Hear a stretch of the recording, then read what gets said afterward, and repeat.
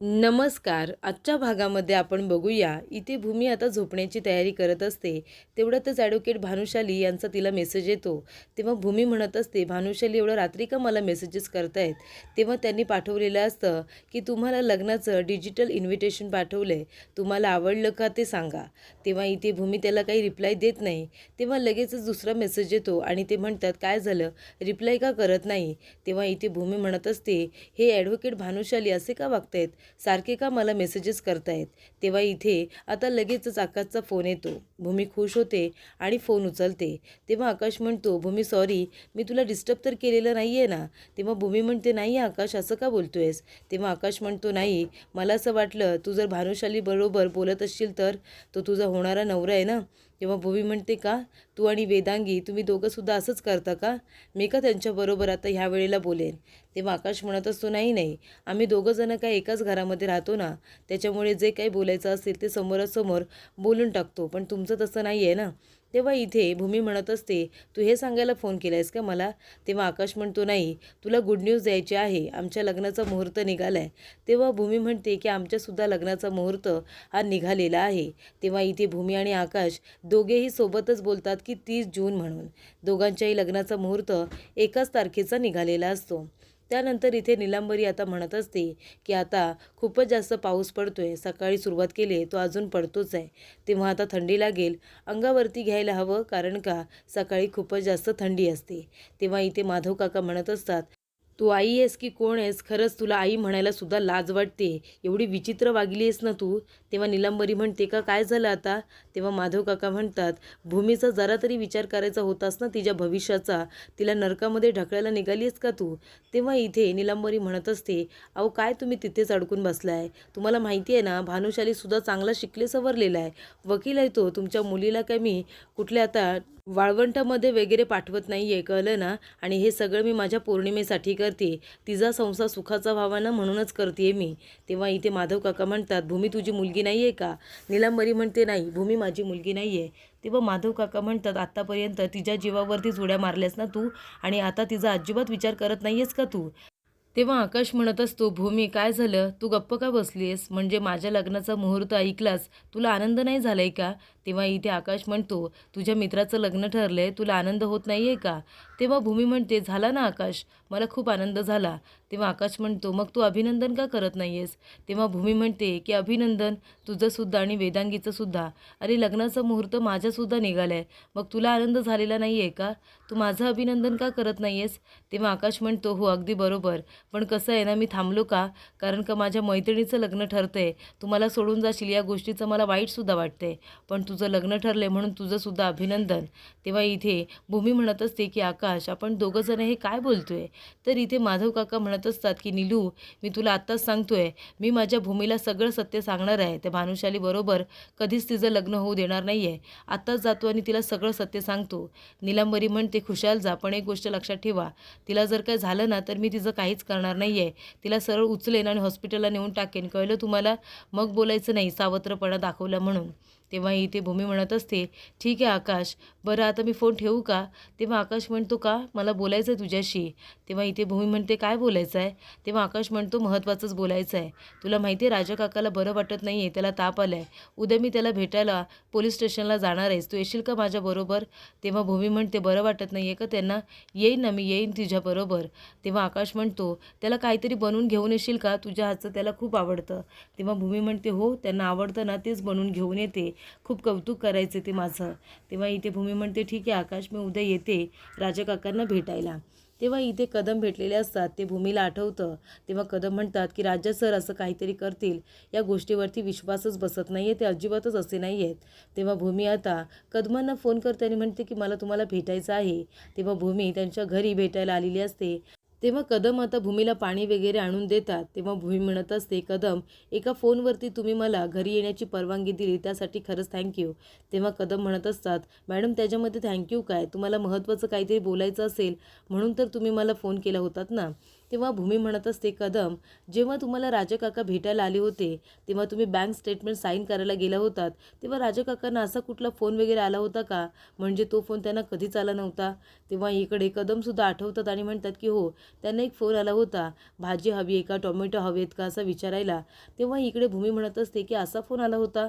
तेव्हा इथे भूमी म्हणते, साधारण किती वेळेला आला होता? तेव्हा इथे आता कदम म्हणत असतात की मी जेव्हा बँक स्टेटमेंट साईन करायला गेलो होतो तेव्हा साधारण 4 वाजले होते. तेव्हा इथे पैशांची काही देवाणघेवाणीबद्दल बोलणं नव्हतं झालं ना? तेव्हा कदम म्हणतात, नाही, अजिबातच नाही. राजा सर त्यांच्यावरती खूपच जास्त चिडले होते, कारण टोमॅटो हवेत का, भाजी हवेत का असं बोलल्यानंतर त्यांना खूप राग आला होता. तेव्हा भूमी म्हणते की तुम्ही हे सगळं पोलीस स्टेशनला सांगाल का, की त्यावेळेला पैशांच्या देवाणघेवाणीबद्दल काही बोलणं झालं नव्हतं, तुम्ही तिथेच होतात? तेव्हा इथे कदम म्हणतात की हो, राजा सरांसाठी मी हे बोलायला तयार आहे, मी कोर्टामध्ये सुद्धा सांगेन. तेव्हा इकडे भूमी आणि आकाश दोघंजण आता या क्ल्यूबद्दल राजकाकांना सुद्धा सांगतात. भूमी म्हणत असते की कदम आहेत ना, ते आता इथे पोलिसांना सुद्धा सांगतील आणि वेळ आली ना तर कोर्टामध्ये सुद्धा बोलतील की त्यावेळेला जो फोन आला होता तो तांडेलचा नसल्यामुळे त्याच्या नंबरवरून कुणीतरी मुद्दामून केला होता राजा सरांना या सगळ्यामध्ये अडकवण्यासाठी. आपण हे आता सिद्ध करू शकतो. तेव्हा इथे राजाराम काका म्हणत असतात की आकाश, मी फक्त तुला एकच सांगेन, मी काही केलेलं नाही आहे.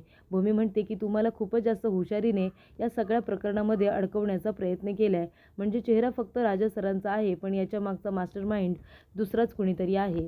तेव्हा भूमी म्हणते, तुम्ही काका काळजी करू नका, लवकरच तुम्हाला इथून आम्ही बाहेर काढू. तुम्हाला कोथिंबीर वडे आवडतात ना? मी इथे आता पोलिसांजवळ देऊन जाते, तुम्ही नंतर खाऊन घ्या. तेव्हा इथे आता आकाश आणि भूमी जात असताना भूमी भानुशाली यांना फोन करते आणि म्हणते की महाजनांच्या इथे लवकरात लवकर या. तेव्हा इकडे सगळेजण आता लग्नाच्या तयारीबद्दल बोलत असतात. तेव्हा आजी म्हणत असतात की एवढं सगळं करायची काय गरज आहे, मेहंदी वगैरे, लग्न तर इथे खोटं खोटं आहे ना, खोट्या लग्नाची तयारी चालू आहे, मग सगळं खरं करायची काय गरज आहे? रागिनी म्हणते, आई, आकाश काय म्हणालाय, भूमीला ही सगळी तयारी खरी वाटली पाहिजे, म्हणून तर आपण हे सगळं करतोय ना. तेव्हा इथे पौर्णिमा म्हणत असते, आई, मी 2 हातांमध्ये खूप साऱ्या बांगड्यासुद्धा घालणार आहे आणि मेहंदीसुद्धा खूप जास्त पाडणार आहे. तेव्हा इथे रागिनी म्हणत असते, पौर्णिमा, वेदांगीच्या आधी तूच का गं हाताला मेहंदी लावून लग्नाला उभी राहत नाही आहेस? अभि करेल का दुसऱ्यांदा तुझ्याशी लग्न? तेव्हा इथे सगळेजण आता हसायला लागतात. त्यामुळे पौर्णिमेला खूपच जास्त राग येतो. तर इथे ॲडव्होकेट भानुशाली रागिनीला म्हणत असतात, तुम्ही जरा आहे ना आकाशला आवर घाला, सारखा सारखा भूमीबरोबर बाहेर जातो म्हणजे. तेव्हा रागिनी म्हणत असते, अहो, हे काय बरं तुमचं बोलणं, स्वतःचं दही आंबट आहे त्याला काही नाही. तुम्ही तुमच्या बायकोला जरा असा दम देत जा ना, की आकाशबरोबर जाऊ नकोस म्हणून. तुम्हाला काही बोलता येत नाही का? तेवढ्यातच तिथे आता आकाश आणि भूमी दोघंजण आलेले असतात. तेव्हा वेदांगी येते आणि म्हणते, आकाश, हे काय, आम्ही लग्नाच्या तयारीबद्दल बोलतोय आणि तू कुठे गेला होतास भटकायला?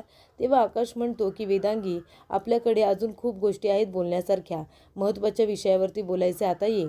तेव्हा इकडे भूमी आता सगळं काही सांगायला जात असते ॲडव्होकेट भानुशाली यांना की राजाराम सरांना मी भेटायला गेलो होतो. तेव्हा इकडे लगेचच भानुशाली म्हणतो की भूमी, बरं झालं तूच विषय काढलास, मी फोनवरती तुला काही बोललो नाही, कारण मला सगळ्यांच्या समोर हे बोलायचं होतं, म्हणजे ते सगळ्यांच्या सुद्धा लक्षात येईल. तेव्हा आकाश म्हणत असतो की भूमी, आता तुझं लग्न ठरले, त्याच्यामुळे आता तू या केसमध्ये अजिबात लक्ष देऊ नकोस आणि तुझा नवरा आहे ना, तो वकीलच आहे, मी सगळं काही अगदी व्यवस्थित करेन. पण आता इथे बघ, सगळेजण लग्नाच्या तयारीला सुद्धा लागलेत, ही तयारी मला तुमच्या घरी सुद्धा दिसायला नकोय का? तेव्हा इथे भानुशाली म्हणत असतात की आता तू या केसपासून जरा लांबच राहा, तू लांब राहिलीस तर जास्त बरं होईल. मी आहे, मी लक्ष देईन या केसकडे. आणि हे तुम्ही सगळ्यांनी सुद्धा ऐका, तुला इकडे तिकडे जायची काहीच गरज नाही आहे, तू मला कॉल करत जा, मी तुझ्याबरोबर येत जाईन. तेव्हा इथे आकाश म्हणत असतो की भानुशाली, हे बघा, राजकाकांना भूमी आपल्या जवळचं मानते, तेव्हा भूमीला जर त्यांच्यासाठी काहीतरी करायचं असेल तर करू द्या ना, तुम्ही कशाला नको म्हणताय?